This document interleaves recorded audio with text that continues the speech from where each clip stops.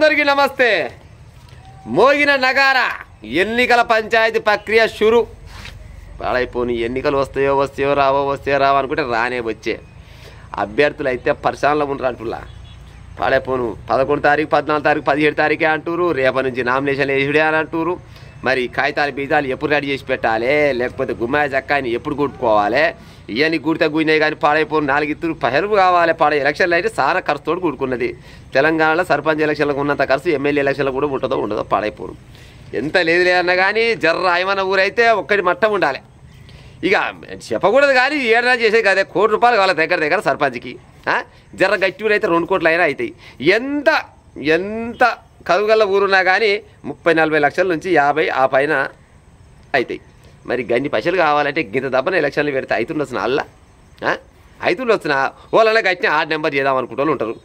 గట్టిన ఏ 8 నెంబర్ ఏడపోయినా కానీ 2 లక్షలు అయితే పక్క కావాలి. మరి ఈ 4-5 రోజులలో పాడైపోను 1 లక్ష 2 లక్షలు పుట్టగది కావాలంటే ఇస్తోడల్లా ఇవ్వాలి కదా పాడైపోను. జర్ర నన్న ఊపిరి పిలుచుకోకుండా మొత్తానికి అయితే అభ్యర్థులకు మాత్రం నెత్తిలో గుండా వేసినంత పని అయితే అయింది. ఊర్లలో ఏమనుకుంటారంటే ఎలక్షన్లు వస్తాయా అనుకుంటే రానే వచ్చినాయి కానీ గింత దబ్బును వచ్చినామరా పాడైపోను. ఇవాళ ఏ గ్రామ పంచాయతీ అయినా ఏ పార్టీ వాళ్ళు అయినా కానీ పేర్లు అయితే ఖరారు చేసుకుంటారు. ఓలు చేస్తారా సర్పంచ్గా 8 నెంబర్ ఓలు చేస్తారా పలానాయన చేస్తాడు ఒక్కొక్కడ 5-6 ఒక్కొక్కడ 10-20 మంది చేసిన వాళ్ళు కూడా ఉంటారు ఆశావాదులు. మరి వీళ్ళందరూ పోయి మళ్ళీ పెద్ద మనిషికి ఆడుకోవాలి, ఆయా ఏరియాలో ఉన్న పెద్ద లీడర్కి ఆడుకోవాలి, ఏ పార్టీ ఉంటే ఆ పార్టీ. మరి ఆయన పోయి వీళ్ళని బుజ్జగించేది ఎప్పుడు? నువ్వు ఊకోర మజగానే అంటే ఇటు ఊకుంటాడా?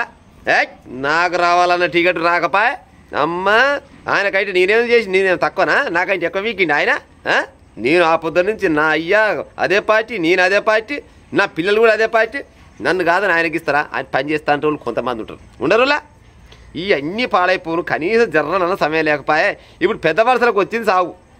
ఇక్కడ ఈయన్ని బదలాడాలి, అక్కడ ఆయన్ని బదలాడాలి. మరి బదలాడాలంటే టైం లేకపోయా. ఇవాళ లేనే లేదు, ఇవాళ అయిపోయింది అయ్యపోయా. ఇక మధ్యలో ఉన్నది రేపు వెళ్ళి 2 రోజులే ఉన్నట్టుంది. మరి 2 రోజులల్లా మరి ఆయన కుల సర్టిఫికేట్ ఏం తేవాలి, ఆదాయ సర్టిఫికేట్ ఏం తేవాలి, గట్టిగా బలపరుస్తూ నీడ దోలాడుకోవాలి. ఇవన్నీ దోలాడుకొని వేయాలంటే 5 రోజులు అయితే దబ్బన పని.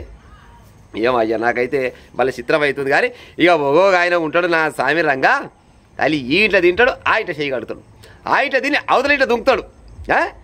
అంత మనదేరా, ఇప్పుడే అన్నీ సెట్ చేసుకొచ్చినా ఏం బాధ లేదు. అంత ఓకే అయింది, ఇక అంత మనదే. నువ్వు ఉండరా పిల్ల, నీకు ఎందుకురా బాధ? నేను ఉండగా నన్ను అడుగురా నీకేం కావాలని అంటాడు. కానీ పాడైపోయి తీరొస్తారా కల్లా గుబ్బికిన గుద్దునా కానీ దిక్కుండదు.